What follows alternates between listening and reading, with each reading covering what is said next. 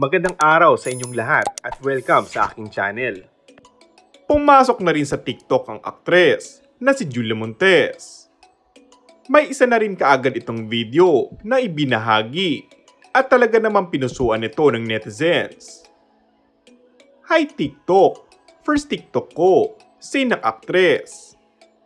I'm excited, turuan niyo ko, dagdag pa nito. Binati naman ng netizens ang aktres. Welcome sa TikTok World Idol. You're so pretty, Miss Julia. Welcome to TikTok. Matapos ang 2 oras, ang post ni Julia ay mayroon ng lagpas na 3,000 likes.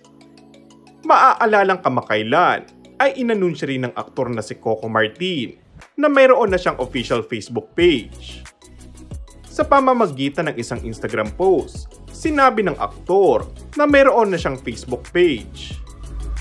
Mga kaibigan, finally, mayroon na po akong official Facebook page, ang Real Coco Martin. Kaya naman po, sana ay mag-like, follow and share na. Maraming salamat po at mahal na mahal ko kayo. God bless you all. Kaya naman mas lalong na-excite ang mga Coco Jules fans sa update post ng kanilang idolo. Kasalukuyan ngang busy ngayon ng aktor sa taping ng Batang Quiapo at maging si Julia naman sa nalalapit na showing ng comeback movie nito kasama ang kapuso actor na si Alden Richard. Namiss nga ng mga fans ang dalawa na mag-post sa social media sa tuwing may mga bagong ganap. Ngunit ngayon ay tila mas naging maingat ang dalawa na sagutin ang mga tanong ng publiko tungkol sa kanila.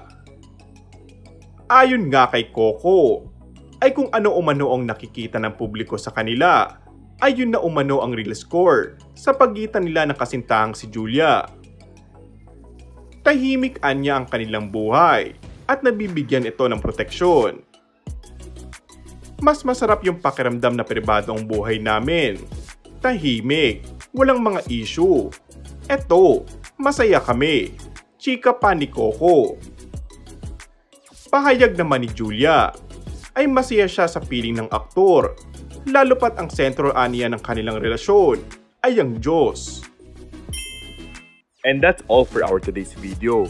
Kung bago ka lang sa aking channel ay mag-subscribe at pindutin na rin ang notification bell. Maraming salamat!